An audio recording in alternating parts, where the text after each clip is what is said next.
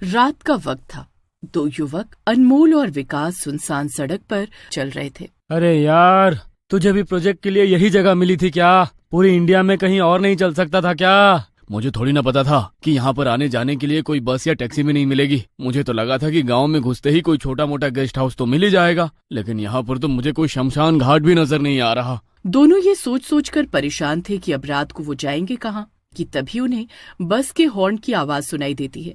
सामने से एक बस चलती हुई आ रही थी। अनमोल और विकास ने बस की तरफ हाथ किया तो बस उनके सामने आकर रुक गई। ड्राइवर अपनी सीट पर टोपी लगाए बैठा हुआ था। तभी वो बोला, अरे बाहर क्यों खड़े हो साहब, जल्दी आकर बस में बैठो। अगर इधर किसी छलावे ने पकड़ लिया तो अपने साथ ही ले जाएगा। अरे क्यों डरा रहे हो भैया? वैसे भी सुनसान रास्ते पर घूम घूम कर हम पहले ही बहुत डर चुके हैं, पर आपकी आवाज लड़कियों जैसी क्यों लग रही है?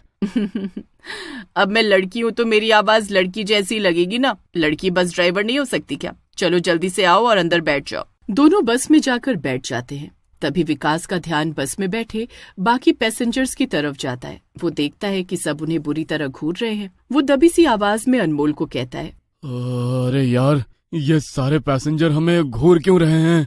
पता नहीं, मुझे तो ये बस बहुत ही अजीब लग रही है। मेरे भाई, तुझे तो सब कुछ अजीब सा ही लगता है। पता नहीं प्रोजेक्ट बनाने के लिए तुझे ही मेरे साथ क्यों भेज दिया।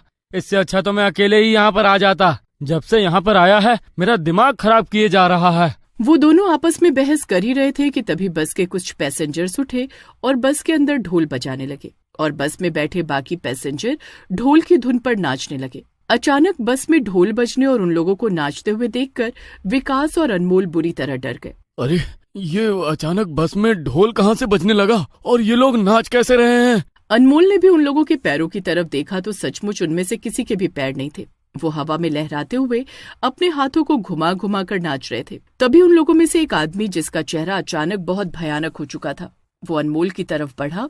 अरे ये क्या कर रहे हो तुम? छोड़ो मुझे। बच्चू, अब तुम यहाँ से कहीं नहीं जा सकते। अब तुम भी हमारे साथ इसी बस में हमेशा के लिए रह जाओगे और इसी तरह ढोल की तान पर नाचोगे। नहीं।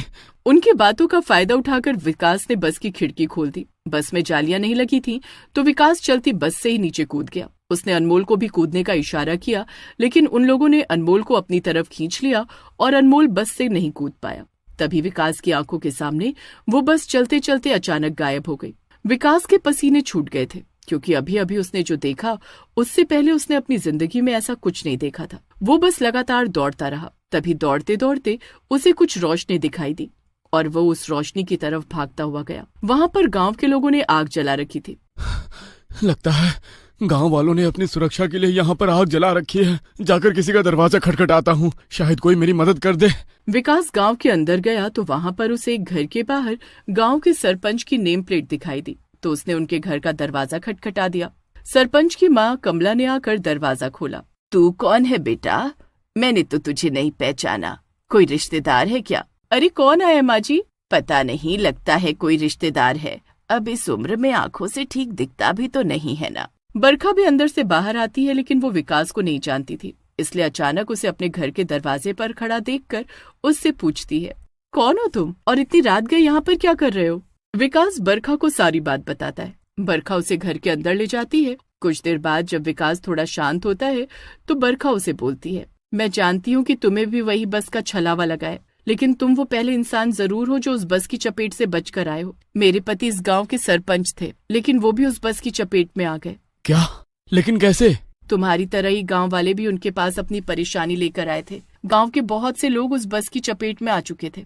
जब कुछ गांव वालों के सामने मेरे पति बस के अंदर चढ़े और बस अचानक वहां से गायब हो गई, तब पता लगा कि गांव के इतने लोग आखिर गायब कहाँ हो रहे हैं। लेकिन आखिर ये सब है क्या?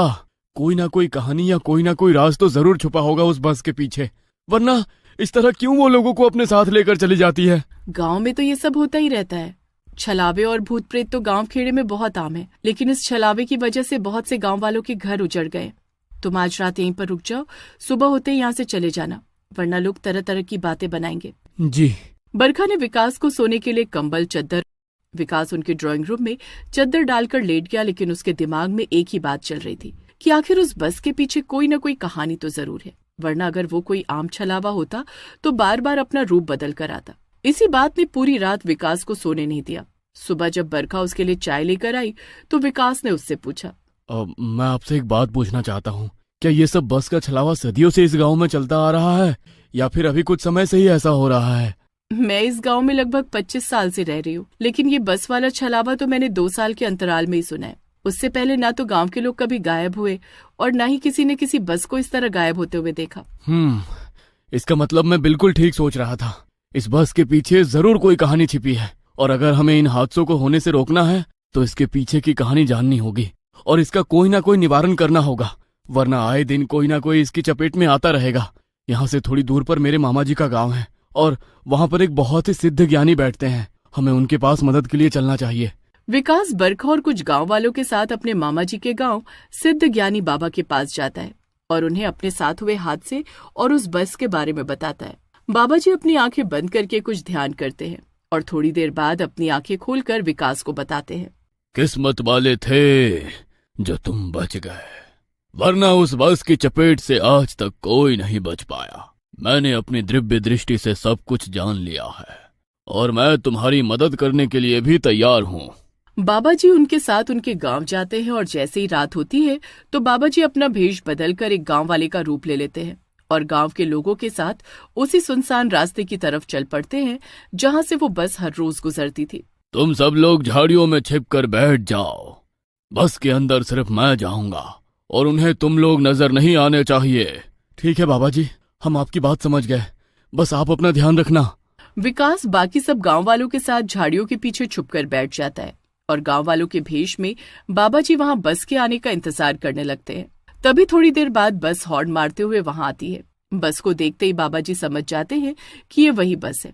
बाबा जी बस को रोकने का इशारा करते हैं, तभी वो बस उनके सामने आकर रुक जाती है। आज भी चुड़ैल बस ड्राइवर ने सर पर टोपी पहनी हुई थी ताकि उसका चेहरा किसी को दिखाई न दे।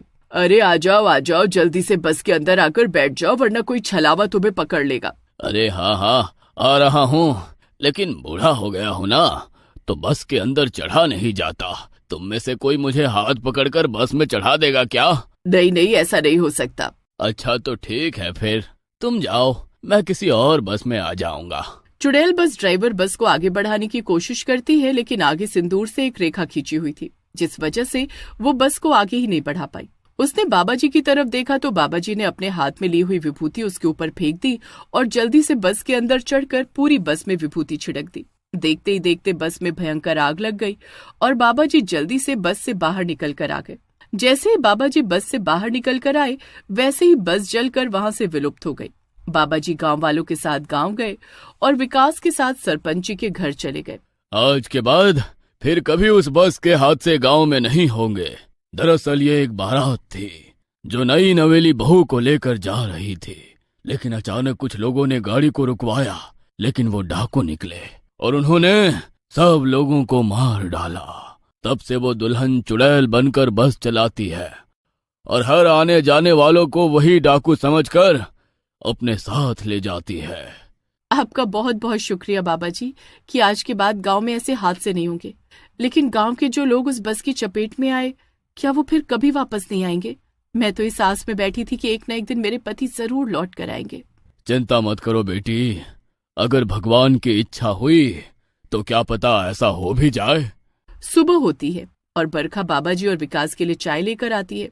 तभी उनके दरवाजे पर दस्तक होती है और सरपंच जी के साथ साथ अनमोल भी वहां पर आ जाता है। अनमोल को देखकर विकास को बहुत खुशी होती है और गांव के जितने भी लोग आज तक उस बस की चपेट में आ गए थे, वो सभी न जाने कहां से अपने अपने घरों को लौट आते हैं और गांव से हमेशा के लिए बस चलाने वाली ड्राइवर चुड़ैल का आतंक खत्म